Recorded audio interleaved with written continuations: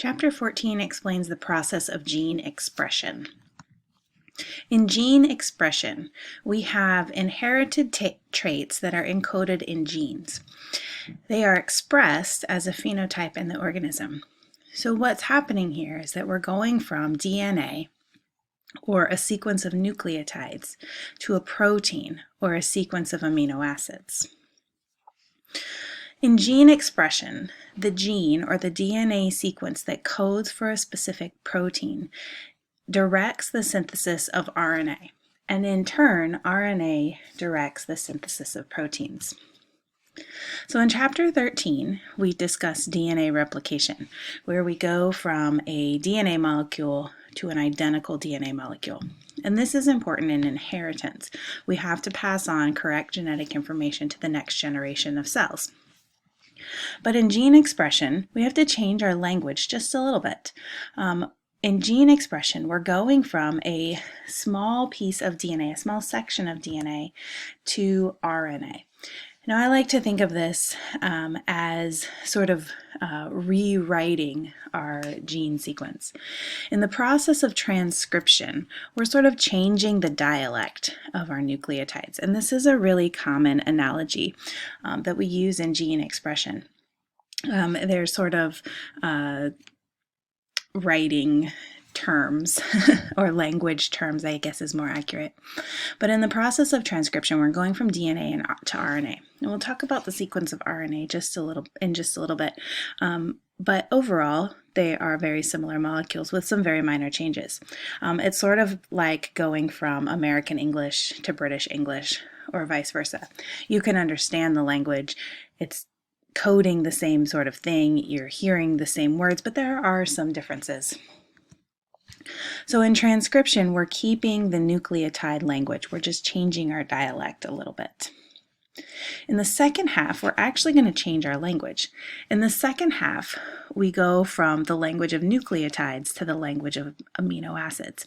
We go from a protein that was made from the RNA, and now we're changing our language. We're changing it into, we go from RNA that was made from DNA, and we're changing it into a protein. And it's that protein that is actually going to express the phenotype of an organism.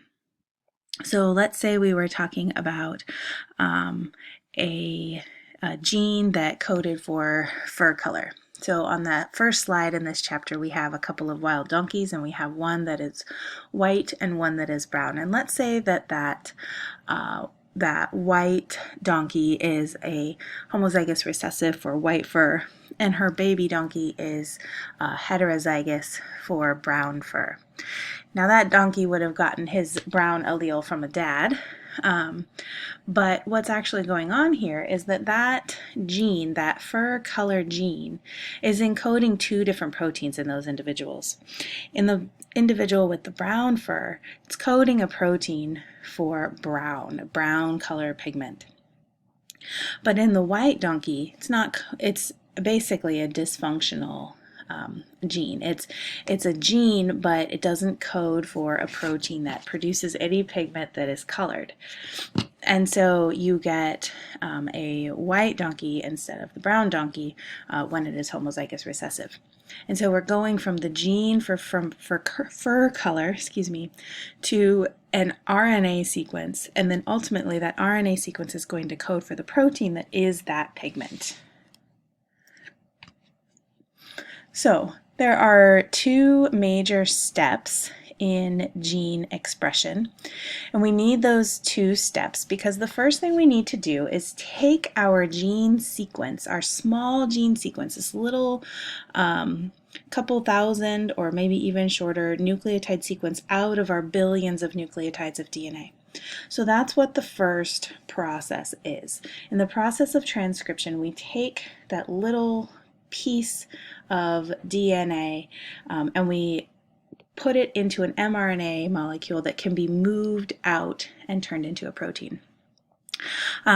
If we're continuing with our language or our writing analogy, I like to think of genes as chapters in a book. So each gene is its own story. It's its own code for something in that individual. And so we need to take that chapter out of the book. If you're reading a book, you're not actually going to take it out, but we'll think of it that way. We're going to take out that chapter, and we're just going to read that chapter that we need at this point in time. And then our second half is turning that RNA into a protein, and we'll talk about what actually happens in both of these stages in a few minutes. Bacterial transcription and translation are a little bit different than eukaryotic, although the actual processes are very similar. They take place in different locations. So recall that in a bacterial cell there are no organelles, so we don't have a defined enclosed nucleus. So the DNA is sort of all compact together in the nucleoid region, but it's not surrounded by a membrane. Now that means that it's not separated from the rest of the cell. So the processes of transcription and translation both happen in the cytoplasm, and they actually occur basically simultaneously. So your DNA is transcribed into your RNA, and then as soon as that mRNA molecule starts to be produced, a ribosome attaches to it. Now remember from chapter 4 that a ribosome is the site of protein synthesis. So a ribosome attaches and immediately begins to make a polypeptide or an amino acid chain from that nucleus, from that mRNA molecule. In the eukaryotic cell, we have the nucleus. So remember, this is the membrane-bound organelle that contains all of the DNA. In eukaryotic transcription, that happens in the nucleus because we're using DNA as a template, so we have to be where the DNA is. So proteins bind the DNA, they produce this piece of mRNA. Right here we have pre-mRNA. So this is an mRNA molecule that's going to be processed a little bit into our mRNA that's going to be used to make a protein. That mRNA is moved out of the nucleus because the protein isn't needed in the nucleus, it's needed in the cytoplasm of the cell. So the mRNA is going to come out of the nucleus, a ribosome is going to bind, and we're going to produce our amino acid or our polypeptide chain out in the cytoplasm. But the actual processes of transcription and translation are generally very similar. Of course, there are differences in the processes, but overall, the actual mechanism is quite similar. So let's talk a little bit about messenger RNA. Messenger RNA is a single-stranded complement to our gene that we're looking at. So in the first step in transcription, we're actually going to open up our DNA molecule, and we're going to use a couple of proteins to basically make a new RNA molecule from that DNA template.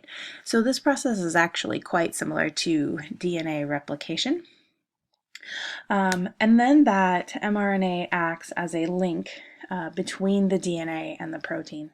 So ultimately that mRNA molecule is going to be read and turned into an amino acid sequence. So in a chromosome, you have millions of base pairs. And we sort of talk about, when we're in genetics, we sort of talk about a gene as a single entity, as sort of the only one. And that's actually not the case. Each chromosome encodes many, many genes, sometimes around 1,000 genes, sometimes many less genes than that, but each chromosome has its own unique sequence and its own unique pattern of genes that occur on that chromosome. In chapter 13, we talked about the structure of DNA and that our DNA strands run anti-parallel. That means that one end is 5', the other end is 3', and then on the opposite strand, we go the other direction. So we go 3' to 5' for looking top to bottom. And each of those anti-parallel strands, because they run in different directions, can actually code for different genes. So you can sort of have these overlapping genes on different sides of the chromosome. Overall, there are about 20,000 genes in the human genome spread across our 46 chromosomes. And those are all building instructions for proteins that give us our unique phenotypes. And that can be anything from our physical characteristics, our height, our hair color, skin color, eye color, things like that, all the way down to the metabolic processes that are happening in our cells.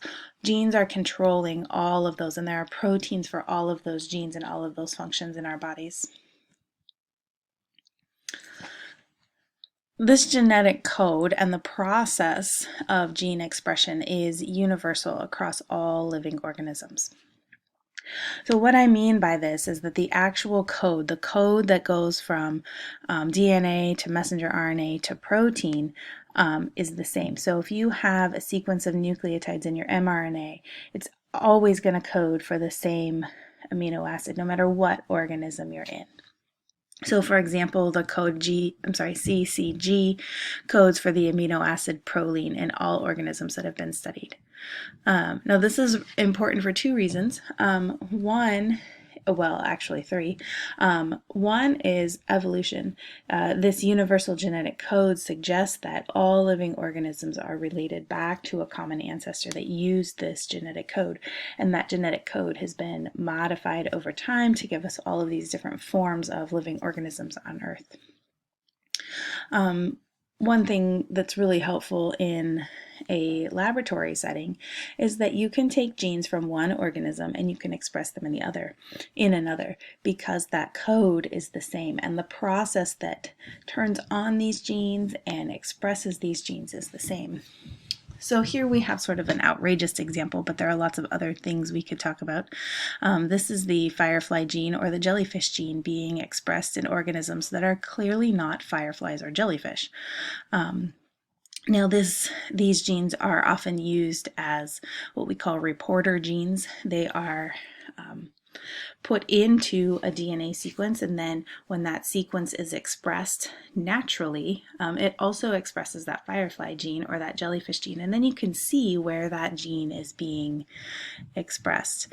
So this has a lot of applications in genetic engineering and biotechnology. The other thing that is important from our universal genetic code is the fact that we can use model organisms. So during our assignment, one of our previous assignments, I had a question about model organisms and this universal genetic code. And the reason that we can study model organisms and the reason that we can use them is because the genetic mechanisms are essentially the same. So we can look at, say, a pig, and they are closely enough related to us that we can actually look at a gene, see what it does in a pig, and maybe even do some engineering to try to determine its function, determine where it's expressed, and then we can apply that to humans. Now, it doesn't mean it's going to be perfect, but we can look at organisms that are closely related and sort of get an idea of how they're working in other individuals. And actually, the processes of transcription and translation were first studied in bacteria, and we study those as the number one way that it happens. And really, that's okay because the processes are really similar. And so we can study some of these processes in more simple organisms and then apply them to more complex organisms. So our DNA template, our strand of DNA is going to code for RNA. And again, just sort of as a summary, those anti-parallel strands can be used for different genes, and ultimately we are going to use those genes to make our genetic messages, our messenger RNA. So let's talk a little bit about our RNA structure. You might recognize these images from either chapter 3 or chapter 13. I think they're in both. But on the left there we have our sugar phosphate backbone with our pentose sugar and our nitrogenous base. Those nucleotides are the same whether you are, or overall they're the same whether you're DNA or RNA. The only difference in the basic structure of the nucleotide is that that sugar molecule has a hydroxyl group in the ribose, in the RNA. So here we've got an OH. That OH was not present in our deoxyribose sugar. That's where you get the deoxy part. It doesn't have that oxygen and hydrogen. Another difference is that in RNA we use the base uracil instead of thymine. And there are some evolutionarily important reasons for this. But we'll just say for now that we're going to use that uracil. So when you are on paper doing transcription and translation, just keep in mind that if you're making RNA, you're going to be putting in a uracil instead of a thymine. So that means that in RNA, an adenine is going to bind with a uracil instead of a thymine. So RNA is a little bit different in DNA in that it is a single-stranded molecule. But also, it's different because RNA actually comes in many different forms. So DNA is always double-stranded, it is always a double helix, and it is always put together by complementary base pairs. But RNA is a little bit different. RNA is always single-stranded, and there are two major types of RNA. There's coding RNA, so this is going to be our messenger RNA, where we are using a molecule that is a complement to our gene because of complementary base pairing, and it's going to carry the code or the information from the DNA to the protein to be expressed. We also have functional RNAs, and there are several different types of functional RNAs. We're only going to talk about two in our chapter. The main one that we're going to talk about is transfer RNA. So transfer RNA is also single-stranded, but if you look, it actually has a 3D shape. And that's because even though it's single-stranded, it folds back on itself and does some complementary base pairing within its own structure. And that 3D structure is very important for its function.